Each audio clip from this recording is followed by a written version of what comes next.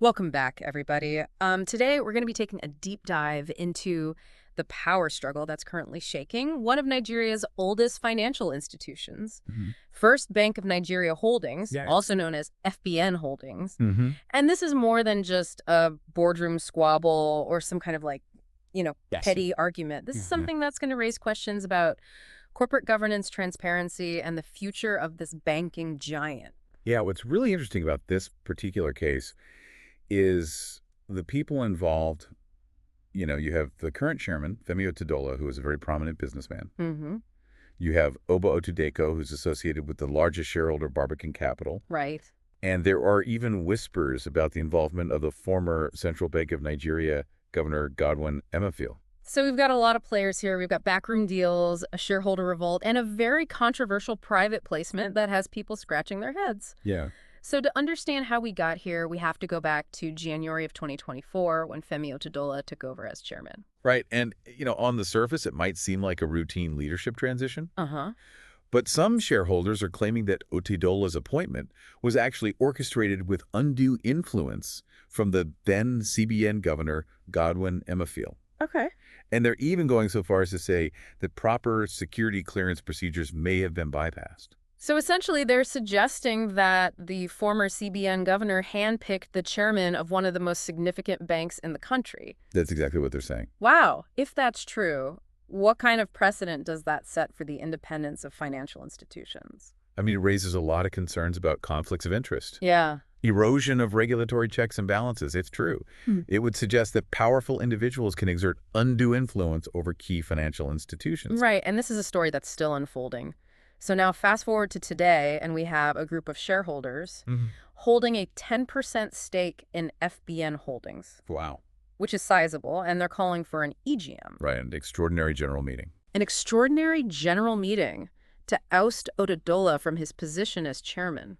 That's a significant portion of the shareholder base to come together like that. Mm-hmm.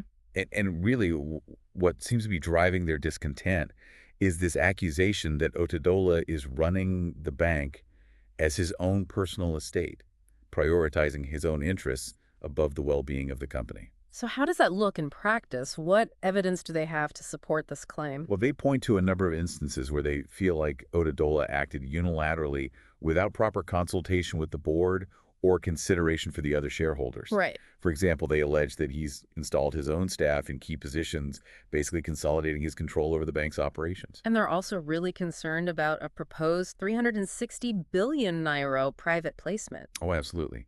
They see this as a calculated move to really solidify his control over the bank. Mm. A private placement allows the company to raise capital from a select group of investors. Right, so he could potentially increase his stake, Exactly. further cement his authority, Yeah. bypassing existing shareholders in the process. Exactly. And what they're saying is that a rights issue or a public offer would be a much fairer way to raise capital, making sure that everyone has a chance to participate. Right, and this is where things get even more complicated. Yeah, because there are conflicting claims over who actually owns the largest stake in FBN Holdings. Right. So the bank's 2023 audited accounts listed Femi Otedola as the largest shareholder with a 9.41% stake. Okay. But if you look at data from the Central Securities Clearing System, the CSCS, Right. which is generally considered the most reliable source for share ownership information, it's actually Barbican Capital linked to Oba Otudeko that holds the largest stake at 15.01%. So we've got this tug of war over ownership happening at the same time as these allegations of corporate governance breaches. Right. What impact is all of this having on the bank's operations? Well, there's been a significant organizational shakeup at First Bank. About 100 senior staff members, including top executives, have been laid off as part of a restructuring effort. And I imagine the shareholders see that as Otedola cleaning house. Oh, absolutely. They're saying that these layoffs were orchestrated to remove potential dissenters and consolidate his grip on power. Uh-huh. So less about restructuring, more about eliminating anyone who might challenge his authority. They point to specific cases like the removal of Fole Mumuni, who was a group head and was allegedly let go simply for organizing a farewell party for the outgoing CEO as instructed by the board. It's kind of like a chilling message Right. to anyone who might question the new regime, Exactly. follow orders, or face the consequences. Are there any other things fueling this discontent among the shareholders? One of the most alarming accusations is that Otedola secured a substantial loan from Bank, Mm-hmm. estimated to be around $45 to $50 million, Wow. potentially to gain an even larger stake in the upcoming private placement. So they're saying he's using borrowed money to potentially seize control of the bank? Exactly, and that raises questions about the transparency of financial dealings within the bank and whether Otedola's actions are truly in the best interests of all stakeholders. This is a very complicated story with a lot of moving parts. It is. And we're going to unpack it all after we take a quick break. Sounds good. We're back. And, it's easy to get lost in the specifics of, who owns what and who said what. But what we really need to focus on are the consequences of all of this. For the bank, its stakeholders, and even for the wider Nigerian financial landscape. Right. You're absolutely right. Mhm. I mean, let's start with probably the most immediate impact, which is the potential damage to FBN Holdings' reputation. Right. In the financial world, trust is everything. Mm-hmm. And when you have these public accusations of misconduct and power grabs happening at the very top, it can really erode that trust. Right. It makes people nervous, investors, customers, everybody gets a little bit wary. Exactly. So how could this loss of confidence actually play out in practical terms? Well, you could see a decline in share prices as investors get nervous. Makes sense. And that would make it harder for the bank to raise capital in the future, Right. potentially limiting its ability to grow or even just maintain its current operations. And then there's the regulatory aspect. We mentioned the SEC and the CBN earlier. What role do they play in all of this, and what actions could they potentially take? Well, their role is critical. Yeah. They're the ones who are responsible for ensuring fair play in the financial markets, Mm-hmm. protecting the interests of investors and the public. Mm-hmm.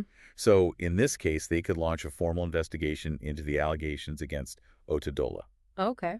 looking into the private placement process, the loan from Bank, and any potential breaches of corporate governance regulations. So we could see fines, sanctions, maybe even forced leadership changes if they find that something was done wrong. It's definitely possible. What about the shareholders who are calling for Otedola's removal? Do they have any legal recourse beyond the EGM? Yeah, they could pursue litigation, claiming that his actions have harmed the company and devalued their investments. Right. But of course, this could lead to lengthy and costly legal battles, which would further damage the bank's reputation and drain its resources. Right. And it's important to remember that all of this uncertainty and instability can have a ripple effect throughout the entire organization. Mm-hmm. Employees are probably feeling anxious about their jobs and the future of the bank. Of course. Customers might start to wonder if their money is safe. Absolutely. It just creates this climate of fear and distrust that can be difficult to overcome. And it's not just limited to FBN Holdings. Right. This case raises broader concerns about, how effective are corporate governance practices in Nigeria Mm-hmm. and whether existing regulations are really enough to prevent these kinds of power struggles and potential abuses. This brings us to the potential impact on the Nigerian banking sector as a whole. Yep. And we're talking about one of the country's oldest and largest banks. If it's seen as unstable or untrustworthy, could that shake confidence in the entire sector? It certainly could. International investors, Right. who play a crucial role in Nigeria's economic growth, might become hesitant to invest in Nigerian banks if they perceive a lack of transparency or weak corporate governance. Right. And that could have a real impact on the Nigerian economy. Absolutely. So what can be done to mitigate the damage and prevent these kinds of situations from happening again in the future? Well, strengthening regulatory oversight is key. Uh-huh. The SEC and the CBN might need to take a look at the existing guidelines for corporate governance, Okay. particularly for financial institutions. Mm-hmm. They could also consider stricter disclosure requirements for private placements to ensure transparency and protect the interests of all shareholders. And beyond the regulatory aspect, there needs to be maybe a cultural shift within corporate Nigeria. Right. This case really highlights the dangers of concentrating too much power in the hands of just a few individuals and the importance of creating a culture of transparency, accountability, ethical conduct. A board of directors should be truly independent. Right. and able to hold leadership accountable, not just rubber stamping decisions. Exactly. And whistleblowers need to be protected so they can raise concerns without fear of retribution. This case is a wake-up call not just for FBN Holdings, but for all companies in Nigeria. Mm-hmm. Good corporate governance isn't just about checking off boxes. It's about building trust ensuring fairness, Absolutely. and ultimately protecting the long-term health of the company and the economy as a whole. And recognizing that these corporate decisions have real-world consequences, Yes. not just for shareholders and employees, but for the entire community. So where do we go from here? What are the key things that our listeners should be watching for as this whole saga continues to unfold? Well, first, I would say keep an eye on any actions taken by the SEC and the CBN. Mm-hmm. Will they launch a formal investigation? What kind of penalties, if any, will they impose? And what about the EGM? Will the shareholders be successful in removing Otedola? I mean, the outcome of that EGM could be a pivotal moment. It will really be a test of the shareholders' power and a gauge of just how much discontent there is within the company. And beyond these immediate outcomes, are there any longer-term shifts in corporate governance practices that we should be looking for? Yeah, Well- I mean, will this case lead to any meaningful reforms or increased scrutiny of corporate behavior? So this is a story that could have far-reaching implications. They really could. And it's important to understand not just the immediate developments, but the broader context and the potential for lasting change. Absolutely. Now, before we wrap up this deep dive, I want to shift gears for just a moment. All right, we're back, and we've gone over, a lot of the accusations, the potential fallout, and the wider implications of this whole power struggle at FBN Holdings. But I want to circle back to something you mentioned earlier, which was the role of those regulatory bodies. Mm-hmm.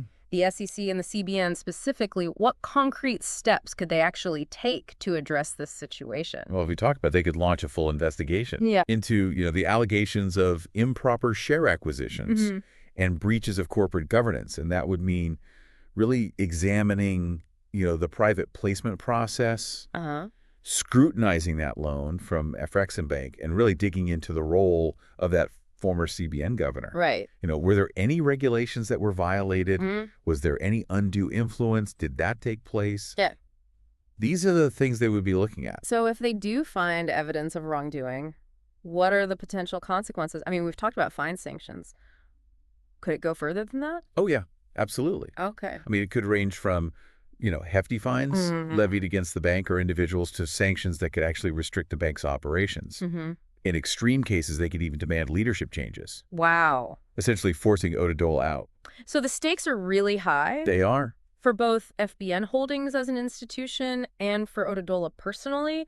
But beyond, punitive actions, what kind of proactive measures could these regulatory bodies take to prevent similar situations from happening again? Well, this could be a real opportunity for positive change in the Nigerian financial sector. The SEC and the CBN, they might see this as a chance to really reevaluate the existing regulations and oversight mechanisms that are in place.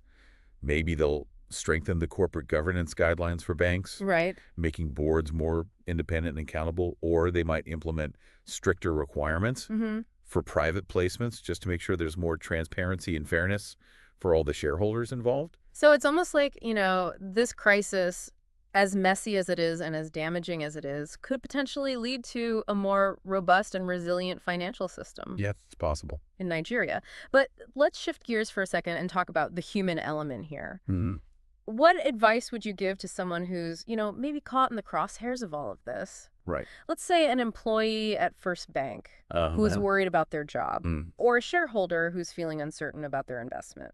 I mean, first and foremost, I would say stay informed. Yeah. Don't rely on rumors or speculation. Seek out reliable sources of information. Follow the news, read the financial reports. Right. Pay attention to any announcements that are coming out from, Yeah. The SEC, the CBN, FBN Holdings itself. Absolutely. Knowledge is power, especially in a situation like this. Yeah.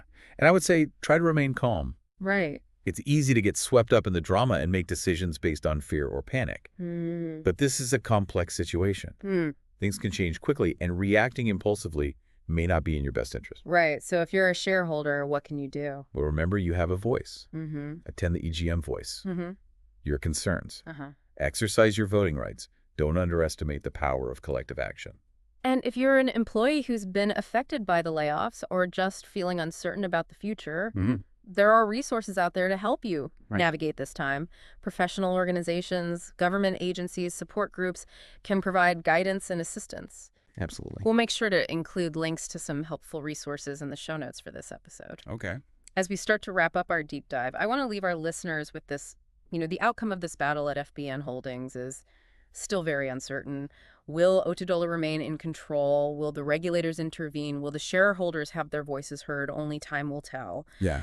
But one thing is clear. This whole case has really shown a spotlight on the importance of transparency, accountability, and ethical leadership in the business world. Yeah, I mean, it's a reminder that these corporate decisions have real-world consequences, not just for shareholders and employees, but for the entire economy. And it's a call to action for all of us to demand better Yeah. from the companies we invest in, the institutions that govern our financial systems, and the leaders who shape our economic landscape. Couldn't have said it better myself. So stay informed, stay engaged, and keep asking those tough questions. Absolutely. That's what makes a deep dive worthwhile.